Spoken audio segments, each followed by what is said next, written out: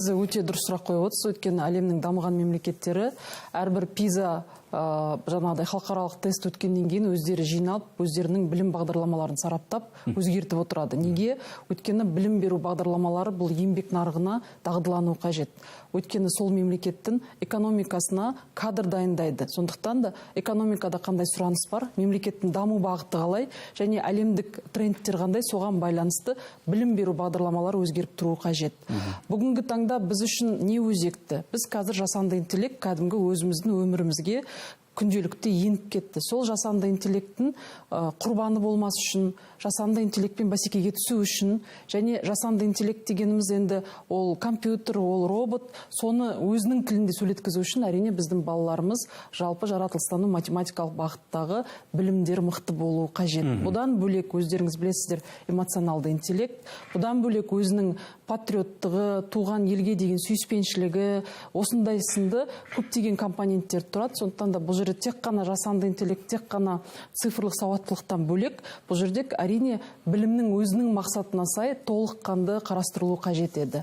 Енді Аманат партиясы былтырдан бері қарсыз қоғам деп ауыл аманаттың аясында осы біздің қоғамның сұранысы мынау қаржылық сауаттылықты дамыту үшін кәдімгі азаматтарымызды оқыта бастағанын білесіз. Бірақ қаржылық сауаттылық дегеніміз бұл мектепте бастау алу керек. Мектепте бастау алу үшін осы қаржылық сауаттылық дегеніміз не? Яғни бүгінгі таңда бұл несиесіз, кредитке батпаған, жалпы өзінің түсімін, өзінің кәдімгі бюджетін, жеке бюджетін есептей алу. Бюджет дегеніміз не? Бюджет дегеніміз кіріс, шығыс, дефициттен тұрады ғой, былай қарағанда. Ол адамның өзінің де бюджеті сондай болады. Бірақ оны біз мектептен бастап үйретуіміз қажет. Мысалы, Финляндия мемлекетінде бұл тақырыптар, бұл пәндер 7-ші сыныптан бастап оқытылады. Өйткені бала өзі ертең отбасы құрған кезде үйдің экономикасының негізгі құрылымдары қандай деп экономика пәнінде оқытылады. Ал бізде ол олқылықтың орны толмай отыр. Біз теориялық бір формалды білім береміз, бірақ ол білім дегеніміз бала оқығаннан кейін өмірде пайдалануға өзінің құзыреттіліктері болу қажет. Сондықтан да осы олқылықты орнын толтыру үшін жалпы мынау қарыздан ада, яғни кредиті жоқ азаматтардың легін қалыптастыру үшін, сонымен қатар өзінің болашағына сенімді, қаржылық сауаттылығы қалыптасқан азаматтар қалыптасу үшін Аманат партиясы қарсыз қоғамның аясында бағдарламасын оқыта бастады. Қаржылық сауаттылыққа мұғалімдерді оқыта бастады. Осы жазда 100 мыңнан астам студент оқытты, колледждің студенттерін, сонымен қатар 7500 мектебі мен колледждің мұғалімдерін қаржылық сауаттылыққа үйретті. Енді бұл бір ғана пән болама дегенге менің жеке ойым, бұл бірнеше пәндердің ішінде мына сквозной тема деген болады. Сол темалардың ішінде өту керек. Неге? Біз тек қана бір пәнмен формалды үйретіп қоймауымыз керек.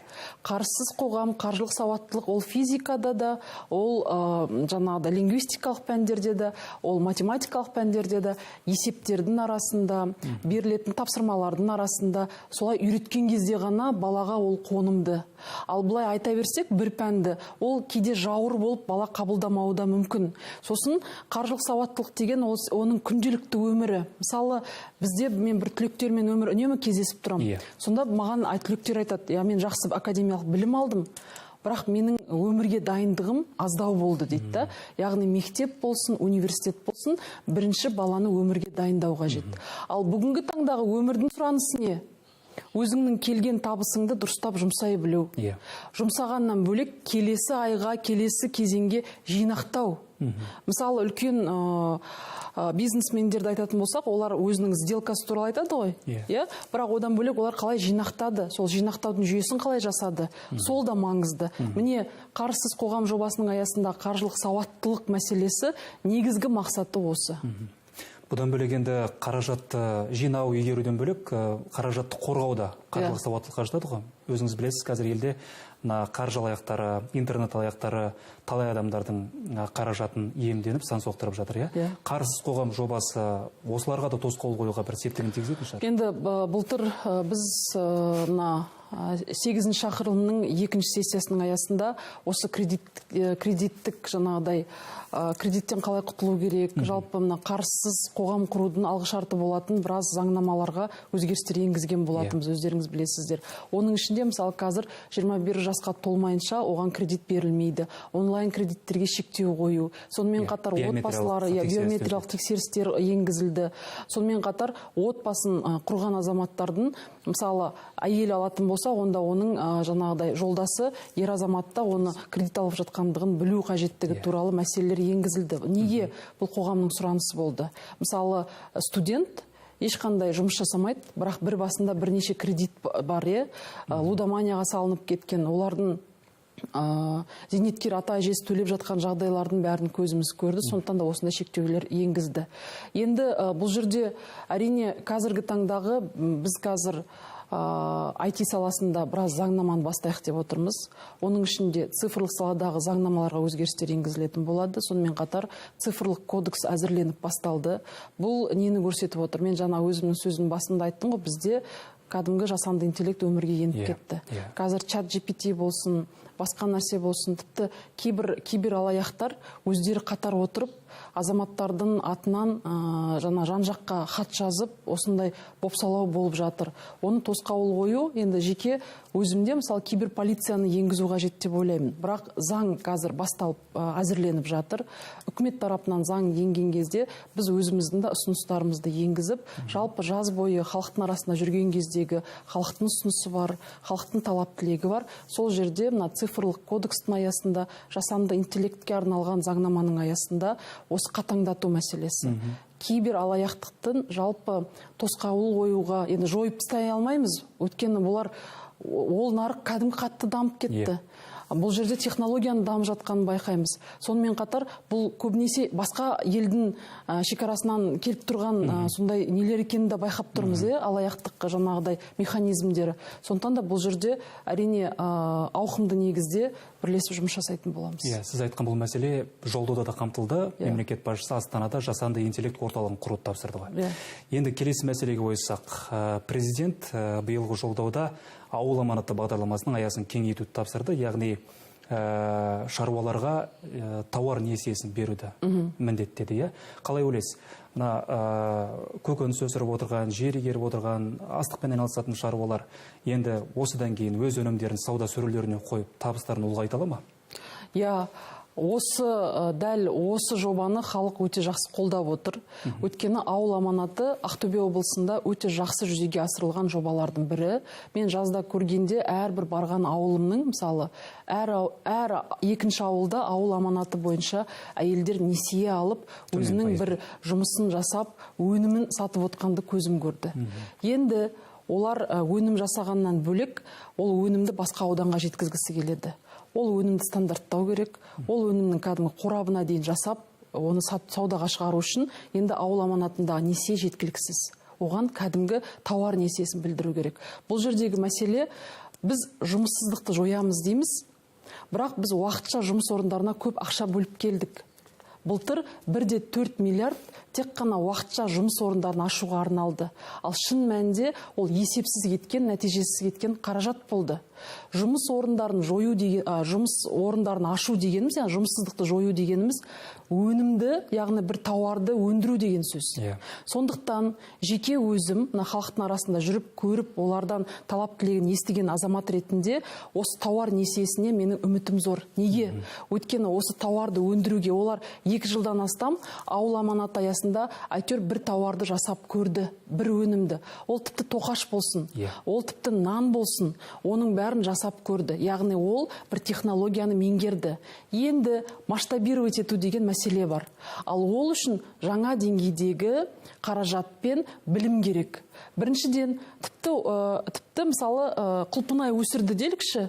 Сол құлпынайды өсіріп, оны жуып, оны жаңағыдай сорттап, оны қорапқа салғанға дейінгі бүкіл процеске қаражат керек. Яғни тауар несиесі дегеніміз Сіз бір тауарды ауыл аманатымен бастадыңыз ба, енді әрі қарай оны масштабтау үшін сізге беріліп отырған несие. Бүгінгі таңда Жамбыл облысы Меркі ауданында, кәдімгі толық бір ауданда дәл осы тауардың несиесін беруге байланысты осындай ауыл аманатының аясында жоба жүзеге асырылып бастады. Үкімет мүшелері бар, біздің аманат партиясының басшылығы бар, барып, көріп, осыны басқа аудандарға насихаттау бойынша жұмыс басталып кетті. Біз бір нәрсені түсінуіміз қажет.